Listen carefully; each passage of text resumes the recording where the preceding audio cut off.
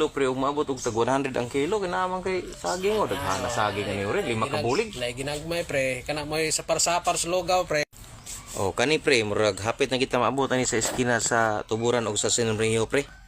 Mo na atong part 6 pre, part 6. Oh kani mo na nga part 6 niya kanan sa left side ni left side ko ani pre. Ana siya ay gasoil station diyan itubil ko diha gamay. Kaya kanang right side diri na sa San Rio. So kanang street mo na gitawag nila dito daan Bantayan. So left side gid ta kay Tuburan man ko. Kani hapit ko diha pre. So paabot na lang sa ta sa part 7 o part 8. So thank you for watching guys. Thank you kayo. Oh, pre, maing udto pre. Sa kaon na kag lugaw pre. Ano pre kay malisoras mga palitonon pre, ang bugas. May tiniging mahala gyud. Kada sweldo pre, lugaw lang gid pre. Uy, Untag. Karon paniod ta man lugaw. Karon gabi lugaw lang gyapon kay anong makatigom ta ni pre. Di na mahimo ni magsigita ni gay-gahi. Ang pre kalas kay bugas pre. mao ba? Mahal kaayo. Sus, nya napakatay kusog ana pre di ka ta matumba lang nagbarog tag hanginan tagamay nga lugaw lang tong gikaon. Di lang kita magpa aparta sa hangin pre, tago na ni mga kahoy-kahoy daplin.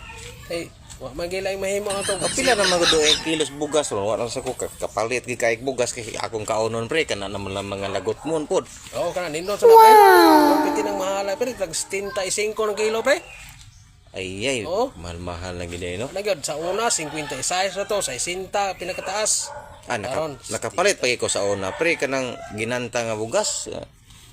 Kuan katong ginantang pre nga tag 15 gantang murag okay pa gid kay ito. Pero lisod mo sa kay god kung ang presyo ato po sang baratuhon pag-ayo moingon tang tag 20 ang kilo sa bugas di na pod pwede kay ang dato na pre mosamot man ka dato nya ang pobre mosamot ka pobre. Pobre kay. Karon kanahon na ato na ni aguntahon nga inaani sitwasyon alantay mga sangan sa saging nimo pre. Di na kita problema dayon ni pre mahal may bugas ug maabot og tag sa kilong ang usa kilo pre umabot og tag 100 ang kilo kinamang kay saging o daghana saging ni ore 5 ka bulig. Lay ginagmay pre, kana mo sapar-sapar sa lugaw pre. Oh kani pre murag hapit na kita maabot ani sa eskina sa Tuburan og sa San Rio pre.